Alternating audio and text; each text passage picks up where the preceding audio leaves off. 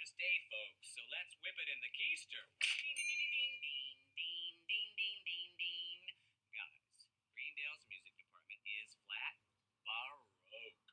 So we are having a fundraiser. What's Dean got to do with it? Why, it's time to Tina Turner the clocks ahead. Happy daylight savings. Ding dong. Can I get a knee-how up in this hizzy? Teeny bitty vici. I came, I saw, I conquered the idea of a free Caesar salad bar in the cafeteria. Frankly, my dear, I don't give a ding. That's right. Greendale presents Gone with the Windows, where we'll celebrate our new energy-conscious windows with a cotillion. Dijon, mes amis. Unfortunately, due to the whole Starburns meth lab explosion, Professor Kane has resigned, and your biology class has been canceled. Be coming around the mountain when she comes. Woo, woo. Just letting students know that if you're on campus this weekend, you'll have to park on the street because of the carnival. On an unrelated note, I'm into trains now. The universe goes by supply and demand. The more you take and use, the more it sends. Somebody's been taking a little extra. What's in that container? 8 fingers. I'm in study group. Why are you giving Chang chicken? We have an agreement. But Abed, if you get caught skimming, you get fired. We all go back to eating like Britta. Yeah, we put you in that job. I'm just like a crazy pharaoh for you, man. You make the fingers, Abed, not the decisions. I'm sorry. It's okay, buddy. But just remember, these things have power. So just let me know next time you have any more agreements, all right? Yeah. I agreed to give Chang 8 fingers per lunch in exchange for a 10% bump on every Spanish test. For each of us. Oh. Okay.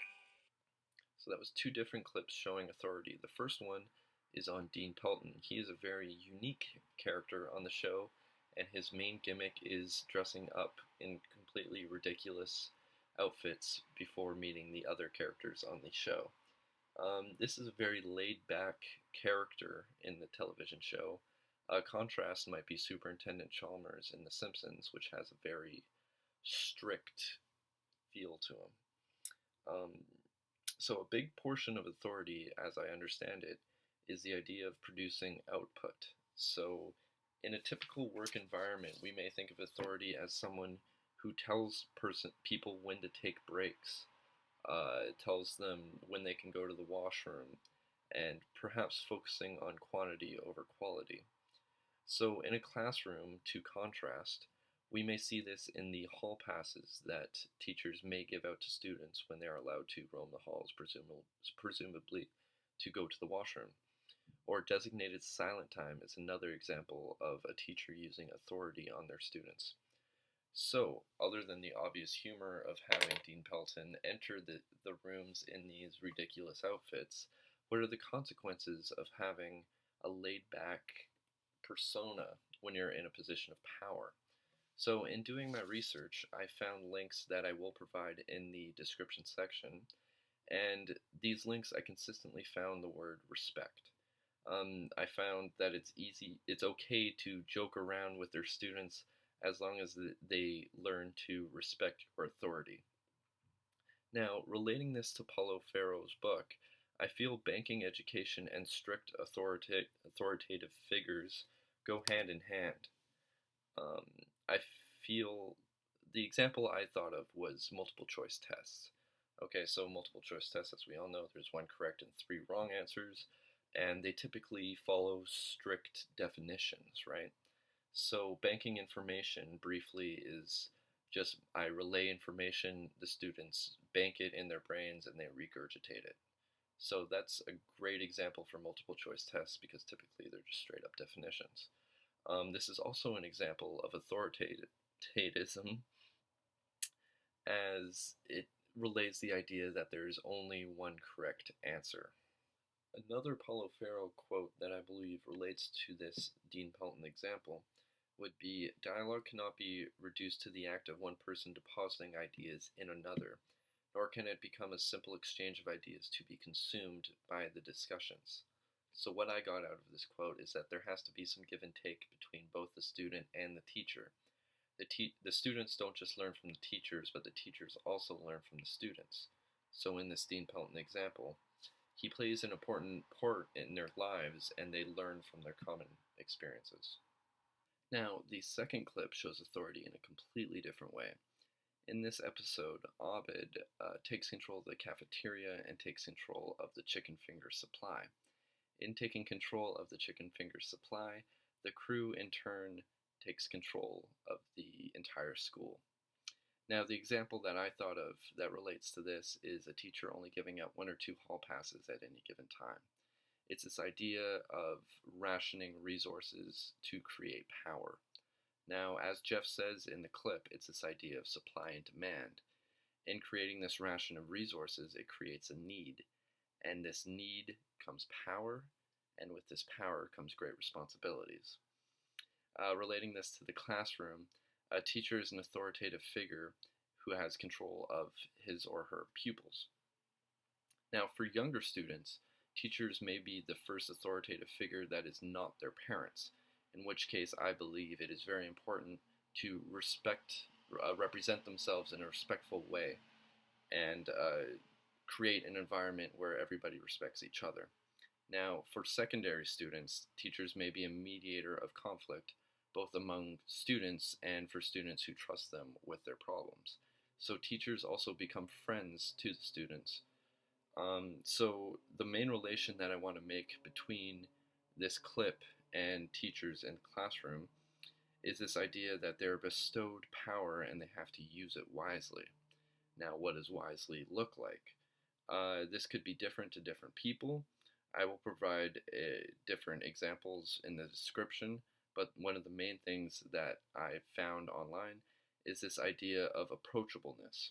The ability for any student of any age group to approach teachers with reason. I think this is the best place to start. I will now show 2 clips that represent the second of 2 social mechanisms I plan on investigating, that being recognition. I have 2 boys, and when we have a serious discussion, I find that a brownie helps them to relax. So, why do you hate me and Jesus? I don't think my brownie's working. Please don't do something so ugly on a day so important to me. Again, it's December 10th. You think religion is stupid? No. To me, religion is like Paul Rudd. I see the appeal, and I would never take it away from anyone, but I would also never stand in line for it. Shirley, I read the New Testament. The whole thing? You know, being raised by TV and movies, I always thought that Jesus just walked on water and told people not to have abortions, but it's so much cooler than that. He was like E.T., Edward Scissorhands, and Marty McFly combined. I would love to make a Jesus movie. Oh, Abba, that's wonderful. What do you think we should do? It needs to be cool and addictive, like that video of the kitten falling asleep. Absolutely. But the story's been told to death, so I want to approach it in a new way. We need a Jesus movie for the postmodern world. Like Jesus as a rapper? No. I want to tell the story of Jesus from the perspective of a filmmaker exploring the life of Jesus. That sounds very appealing to filmmakers. See, in the filmmaker's film, Jesus is a filmmaker trying to find God with his camera. But then the filmmaker realizes that he's actually Jesus and he's being filmed by God's camera. And it goes like that forever in both directions, like a mirror in a mirror, because all of the filmmakers are Jesus and all of their cameras are God. And the movie's called Abed. All caps. Filmmaking beyond film. A meta film. My masterpiece. I don't like it. Well, it's okay. You know, you're reacting the way the world did to Jesus. I'm reacting the way the world does to movies about making movies about making movies. I mean, come on, Charlie Kaufman. Some of us have work in the morning. Damn. So just as a bit of background on this show, there are 7 different main characters, and they each come from actually a different religious background. Just as a couple examples, there is a Christian, an agnostic, and a Jehovah's Witness. So recognition, as I understand it, is a social mechanism, is the acknowledgement of students' individual culture and social identities in education. So within this, there are 2 main types of social recognition: symbolic and active recognition. Now, this first clip is a great example of active recognition. At this point of the series, Shirley is a well-known Christian by both the audience and the other characters in the show. Jeff, on the other hand, is agnostic, except it's not as well known. So I really like this joke because typically when we think of religious jokes, it is somewhat offensive to one or of the two religions involved. This joke, on the other hand, doesn't make fun of either of the religions, only poking fun at Paul Rudd. So, how to relate this to the classroom? Getting elementary students in particular used to their surroundings of being around different people from different religions is a very daunting task. Typically speaking, growing up until kindergarten, grade 1, these students are only used to the religion that their parents practice. So this clip helps shows that creating a positive recognition environment can be done in a light, upbeat manner, and it's not just an uphill battle to try to get these students to flourish in an environment with many different religions. In contrast to the first example, the second example is of symbolic recognition. So first it pokes fun at the Bible, and second it's of Abed making his own religious work. So the first 10 seconds of this clip actually shows a lot more than you see at first glance. It starts off with Abed saying, "I read the First Testament," and then Shirley says the whole thing, and you can see in Shirley's voice that she was quite surprised that a non-believer, Abed, actually read the whole First Testament. So this is an idea of recognition, however, not recognition as we see it in the education faculty. This is recognition of the writers that some Christians may not have actually read the First Testament, and that people would be quite surprised when a non-believer becomes this informed of the Christian religion. So let's move on from this to Abed's idea of creating a movie where all the filmmakers are Jesus and all the cameras are God. So quite a bit of humor on the show, especially from the characters of Danny Pudi and Donald Glover, comes from this idea of meta. This film would be both active and symbolic recognition as making a meta film. One must talk about their beliefs in person, and symbolic because after they have finished their masterpiece, it becomes a religious work in itself. So the classroom example that I thought of that could pertain to this is particularly in a high school film class. Typically speaking, a lot of high school film teachers would be upset if students wanted to make a religious film, as it is quite a controversial subject. So in creating a positive, open recognition environment, some of the bold teachers may feel comfortable enough with allowing their students to create a religious film, and that creates a way more open environment.